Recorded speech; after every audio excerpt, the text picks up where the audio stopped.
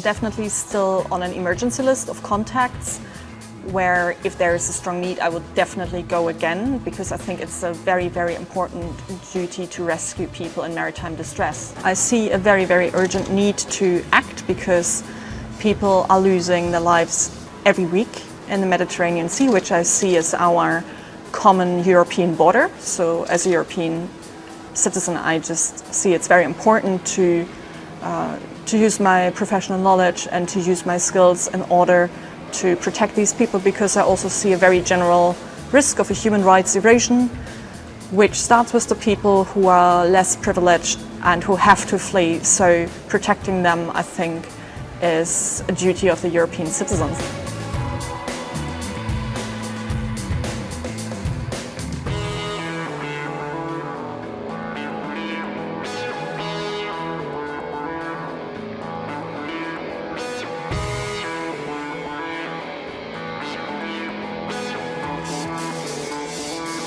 It's the European Union which is building border walls in the sea and financing militias to pull back the refugees from international waters to the Libyan coast, where we know they're suffering from very, very severe human rights abuses. We're talking about kidnapping, slavery, torture, sexual abuse, and the EU as a whole is complicit with that, and I feel very much ashamed that that is our government, and I really feel that all the citizens of Europe need to step up against that. It's a disgrace that there is no open ports for people who are fleeing a country that's at war.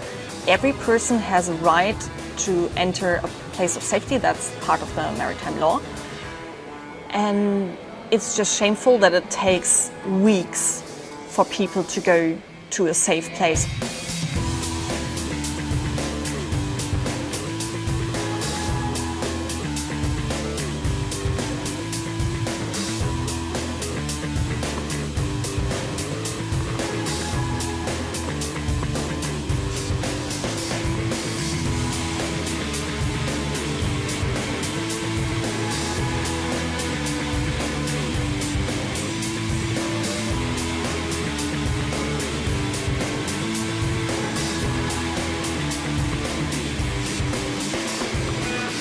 We have to see that migration is something which has always happened, and the difference is just how we deal with that. Interestingly, in Germany, for example, the support for migration is largest in the areas which have a lot of migrants, where people have migrants as their neighbors, and they're very used to that and they see no issue. But in the areas where we have least migrants, that is where people are most opposed, and that I think is something we have to understand. It's a fear of the unknown, and the only way to overcome that, I think, is to interact and to engage with the people. And I think the most important really is to speak to the refugees and to speak to the migrants and to hear their stories, their individual people.